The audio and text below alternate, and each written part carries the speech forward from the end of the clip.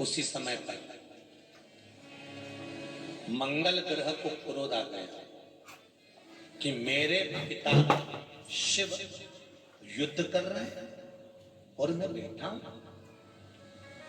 शंकर भगवान ने देखा कि अंधकासुर भी एक ऐसा असुर है कि इसके भी अगर शीश कटता है तो रक्त गिरता है, तो रक्त से अंधकासुर का बेटा उत्पन्न हो जाता है।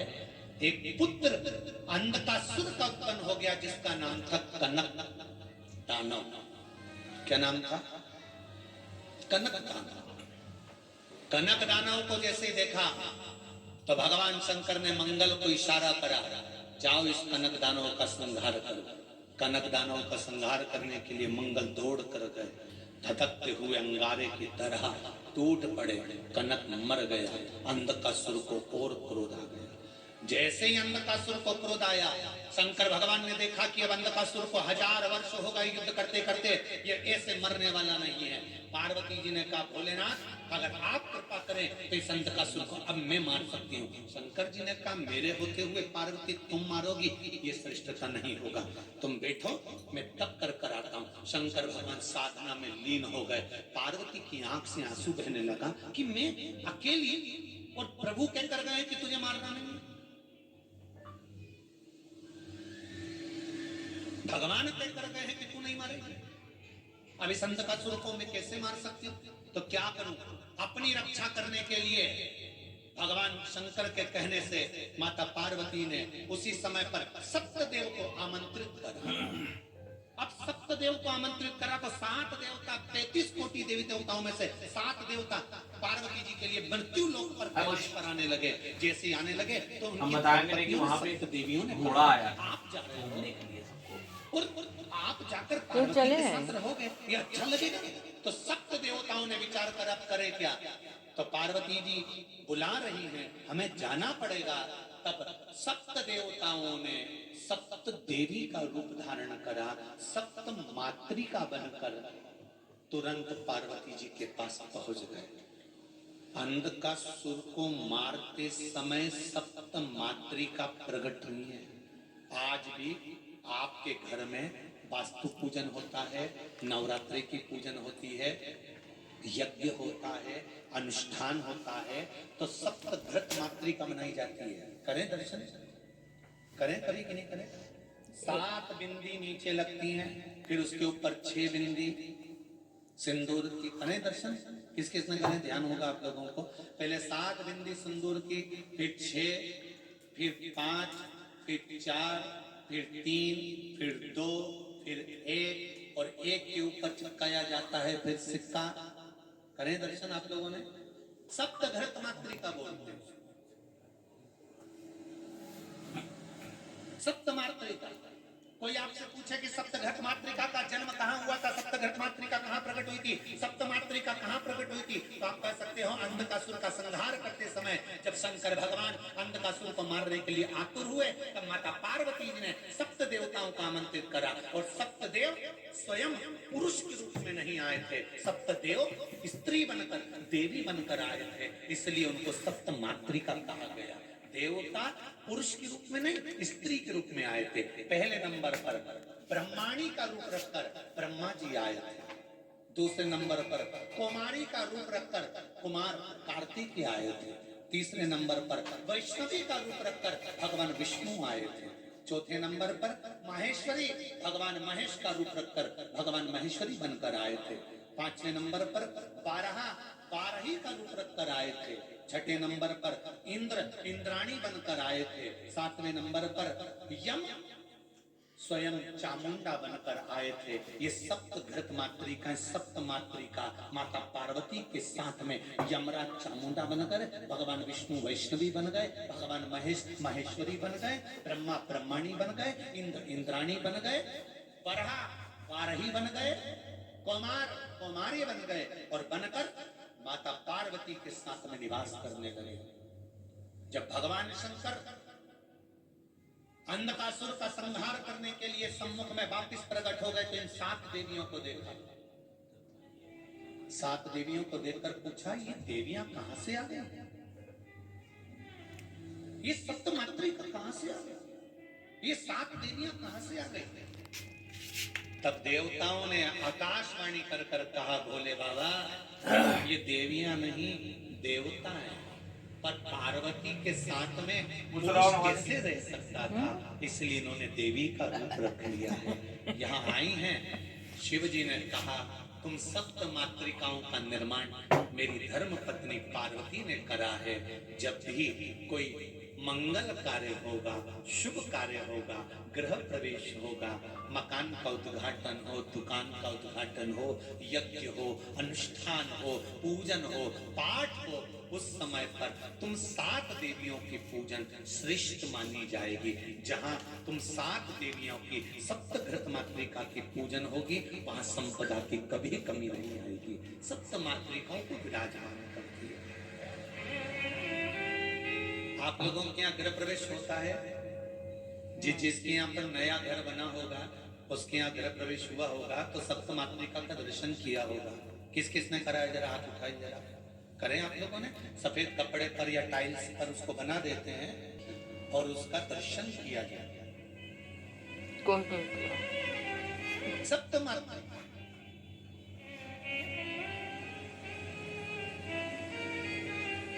कहते हैं,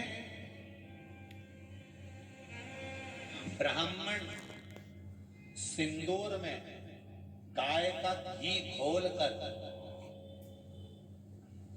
भैंस माता का नहीं और डब्बे का नहीं, गाय का, जम के बोलो जरा, गौ माता, गौ माता के दूध से मक्खन से निर्मित घी को घोलकर ब्राह्मण देव जब सप्त मातृका का निर्माण करते हैं, तब ब्राह्मण का हृदय प्रसन्न होना चाहिए।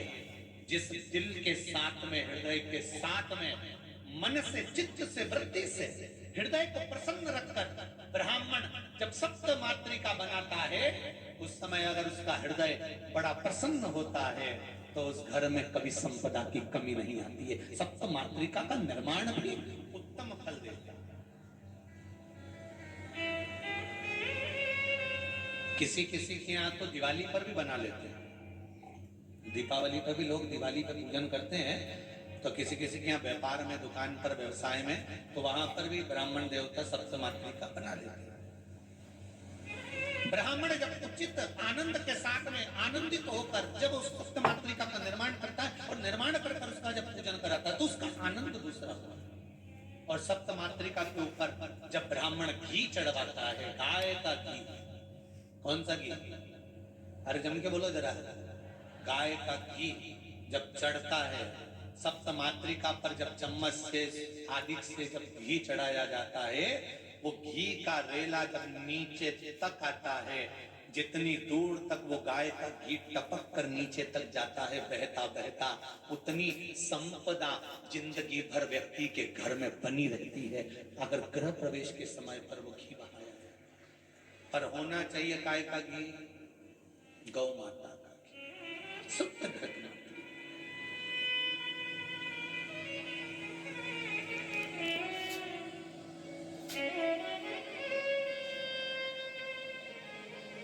गौ माता के घी का बड़ा महत्व है जी, बहुत ध्यान देना।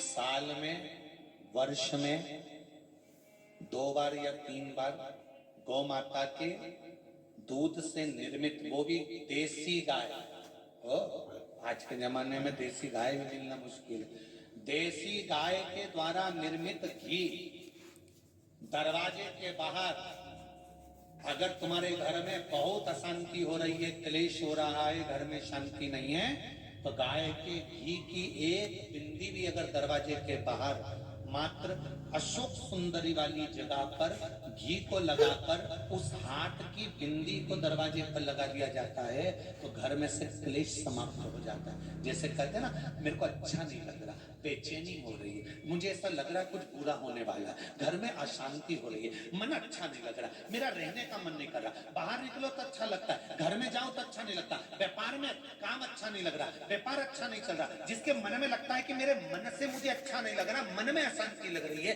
मन में अच्छा नहीं लग रहा, उसको देसी गाय का घी अशोक सुंदरी वाली जगह, अशोक सुंदरी वाली जगह जानते हो ना सब लोग को मालूम है अशोक सुंदरी वाली जगह?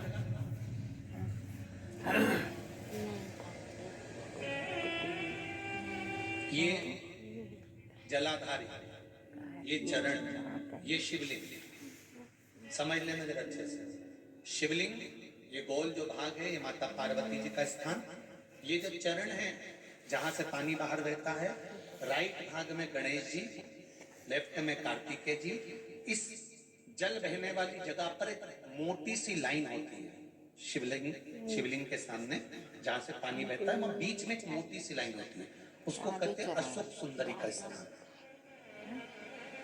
शंकर भगवान के जितने बच्चे हैं सब शिवलिंग के आसपास, अशोक सुंदरी बीच में, शंकर भगवान की 5 लड़कियां ऊपर, जया, विषहरा, सामरीवारी, द्रौपदी, देव, गणेश जी, कार्तिकेय। तो अशोक सुंदरी वाली जगह पर गौ माता के घीता लेपन करने के बाद उस बिंदी को अगर वर्ष में 2 या 3 बार भी आप अपने दरवाजे के बाहर मात्र बिंदी स्वरूप लगाएंगे, तुम्हारी पेंटिंग खराब नहीं होगी, जरा सी बिंदी लगाने, घर की डिजाइन भी खराब नहीं होगी, मात्र एक उंगली लगा दी, टच कर दी, उतने से मन को आनंद की अनुभूति। जिसको लग रहा हो कि मेरे मन को अच्छा नहीं लग रहा, बेचैनी हो रही है, वो आज भी कर देख लेना और पत्र लिखकर भेज देना 7 दिन के अंदर, बेचैनी बंद हुई कि नहीं हुई, मन को अच्छा लगना प्रारंभ हुआ कि नहीं। पर गौ माता का देशी गाय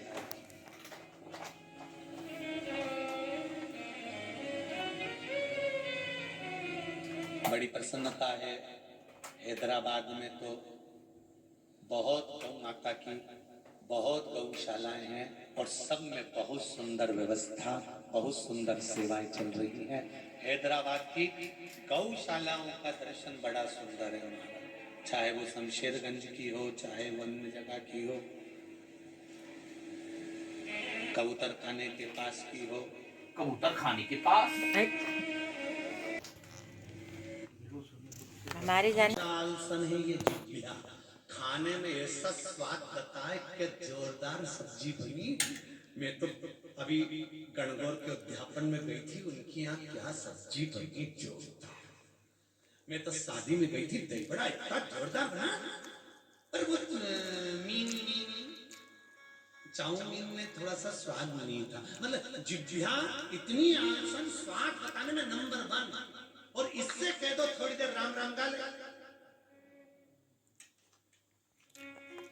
थोड़ी देर राम राम गा ले, चालू तो अच्छे से होती है जब देखती है राम राम।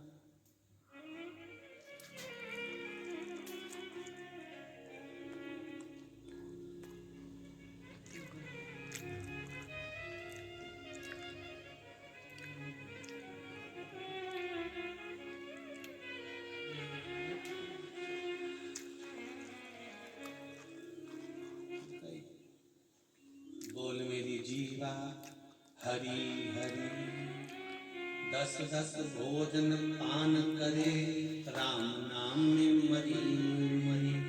बोल मेरी जीवा हरि हरि, अभी भी नहीं बोली जीवा कि मरी मरी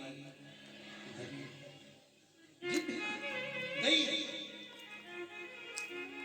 और कोई भजन करते करते सो जाओ, उसको कोई जगह दे, उठ सो रही है तो फिर ऐसे क्या कर रही है? भगवान भाग रिया था तो बुला ली,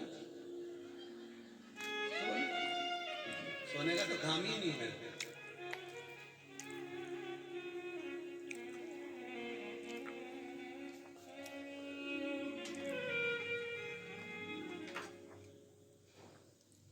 ये जिह्वा शिव भक्ति में डूबी रहे, नेत्र शंकर का दर्शन करते रहे, श्रवणता कथा सुनती रहे, हाथ शिव पर जल चढ़ाते रहें, चरण शिव मंदिर तक जाते रहें और ये शीश भगवान के चरणों में झुका रहे। बस इससे ज्यादा इस शरीर को क्या चाहिए। कभी भगवान ने आकर नहीं किया तुमसे कि मुझे 2-4 लाख रुपए दान करो या मुझे धन दो या पैसा दो या दौलत दो। भगवान कभी नहीं कहता कि मुझे दो। भगवान तो ये कहता है निर्मल मन सो मोहि आवा मोहि छल छिद्र कपट नामा। भगवान कहता है मुझे छल छिद्र नहीं चाहिए, मुझे तो तेरा मन चित्त वृत्ति जो निर्मल स्वभाव है तेरा वो मुझे दे दे, बस इससे ज्यादा और कुछ नहीं। शिव पुराण माता पार्वती का मंगल विवाह शिव जी के साथ हुआ। भगवान शंकर के साथ जब शादी हो गई माता पार्वती जी की, विवाह जब हो गया माता पार्वती का और मंगल विवाह होने के बाद माता पार्वती कैलाश पर आ गई, पार्वती की जब विदाई हुई माता मैनावती ने खूब ज्ञान दिया, समझाया बहुत जरूरी है महाराज इस कथा को श्रवण करना। घर से जब बेटी विदा होती है, पहली विदाई जब बेटी की होती है, घर से जब बेटी विदा होती है, ये पूर्व का नियम है कि माता जानकी जब विदा हो रही थी तो सौभाग्यवती माताओं ने आकर समझाया। पार्वती मैया जब विदा होती हैं तब बहुत सारी सखियां आकर पार्वती जी को ज्ञान देती हैं, बहुत जरूरी है। बेटी जब विदा हो तब बेटी को संस्कार देना, ज्ञान देना। बेटा जिस घर में विवाह कर कर जा रही हो वो घर तुम्हारा है।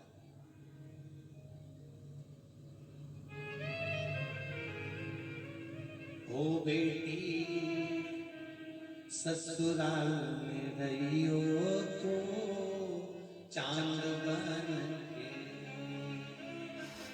बेटी को ज्ञान दीजिए।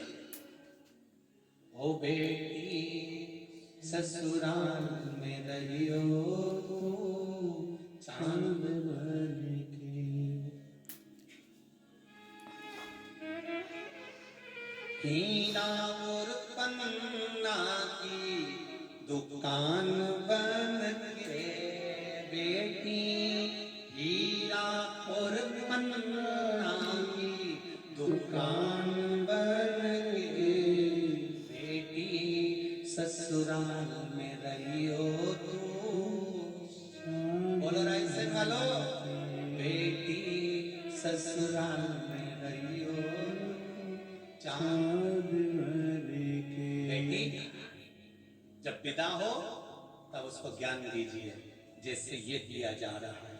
ससुराल में चांद बन कर रहना, हीरे और पन्ने की, अरे बोलो बोलो, दुकान बन कर रहना। यहां ये नहीं बोला कि पान की दुकान बन के रहे। क्यों?